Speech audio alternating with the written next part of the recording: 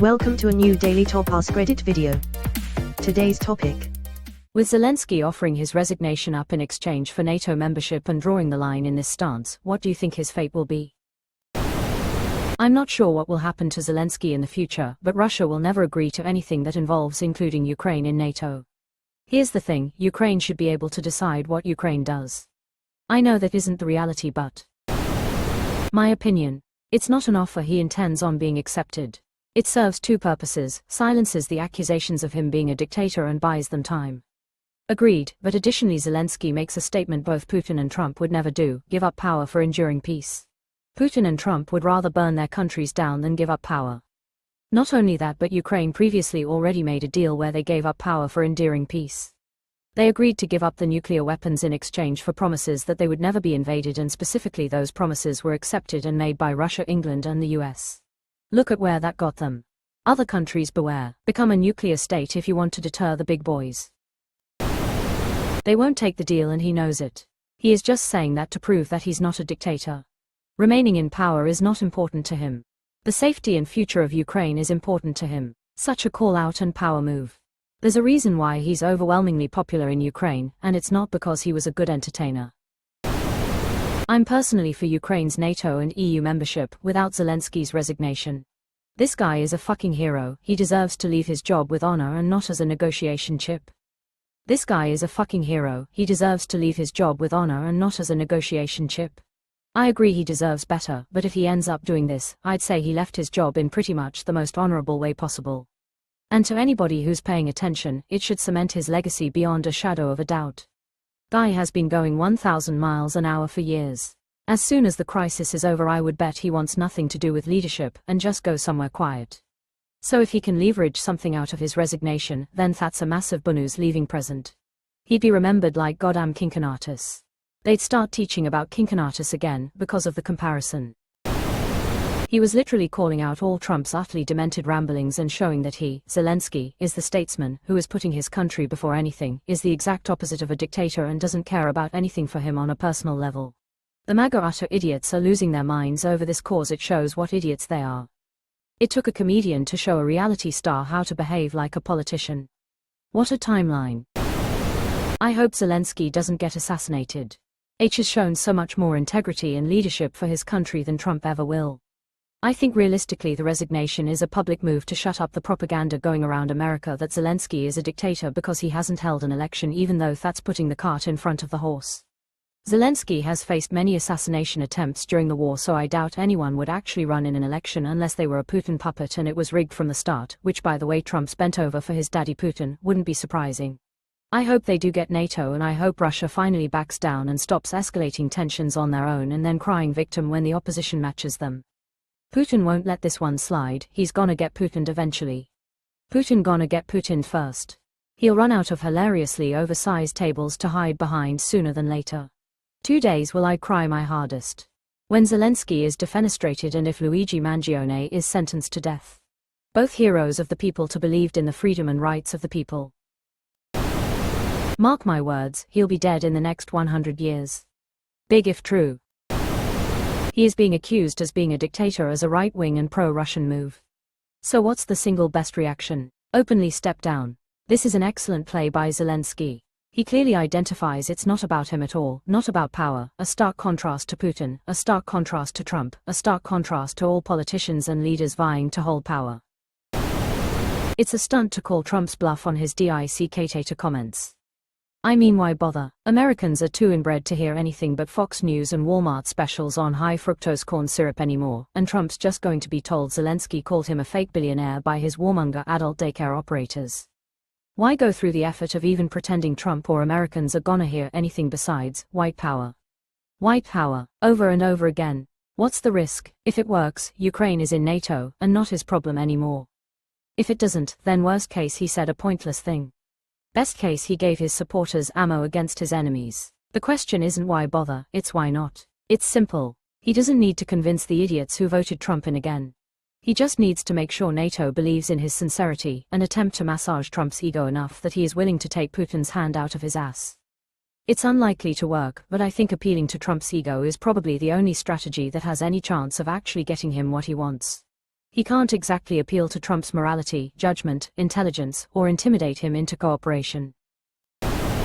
He and his team have played a smart move with this. Russia has been making the play that he is illegitimate because they have not held elections in a time when Ukraine is facing an existential war for their survival, and Trump has called Zelenskyy a dictator with a very low level of popular support.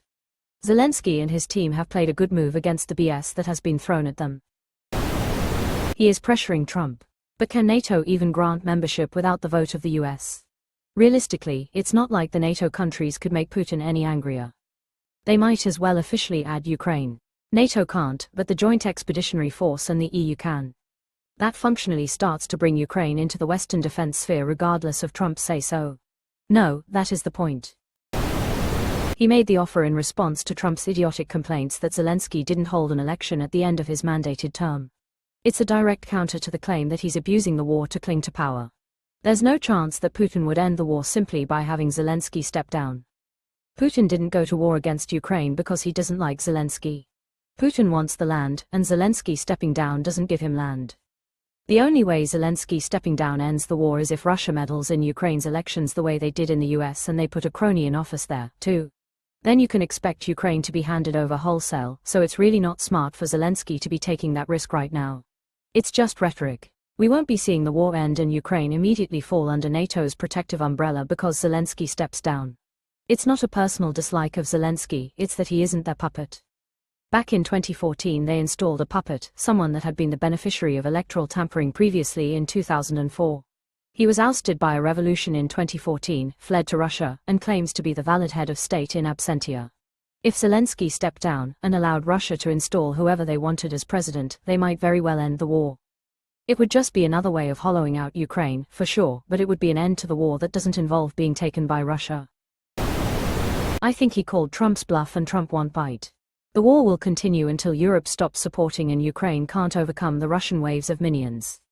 This is also pretty much mentally where I'm at too. I mean, didn't this whole invasion thing have a chance to get ended way earlier, because only about 3 days in, Zelenskyy was about to sit down and work out an agreement with Russia, but then Boris Johnson swoops in and pressures the guy not to settle, and then Kamala had a circulating clip saying that Ukraine pretty much had to join NATO. Remember this. https://www.pravda.com.ua/eng/articles/2022/05/5/7344096/. If on the first day of the war we had been allowed to sign a version of the peace agreement like the one we have now, we would have done it without a second thought. But now the agreement seems too much of a compromise for our side, a member of President Zelenskyy's inner circle shared strictly off the record in a conversation with Ukrainska Pravda. They went from almost certain annihilation, to maybe we can win, and then to a stalemate. It's almost as if Ukraine doesn't really need to become a part of NATO at this point, having received so much help from pretty much everybody by now, having managed to stalemate an invasion from a far larger country, so why keep NATO membership as a die-on-this-hill bargaining chip rather than going for peace? Seems to me that you can't tell your attacker, who's vowed to never let you join up with NATO, that you want peace, but only if you're allowed to join NATO. He called Trump's hand. So why keep NATO membership as a die-on-this-hill bargaining chip rather than going for peace? Because Ukraine's been through this before when Russia seized Crimea. If they take the peace terms now, without stronger alliances, it's only a matter of time before Russia decides to carve off another slice. NATO's mutual defense is a deterrent to that. A war on a single member is a war on all members, and there's a world of difference between, you can use our old equipment defensively, and, the combined armies and military tech of the Western world are actively involved. Quote, Ukraine NATO membership is a declaration of war against Russia. Russia sounds suspiciously similar to some of the things China says about Taiwan.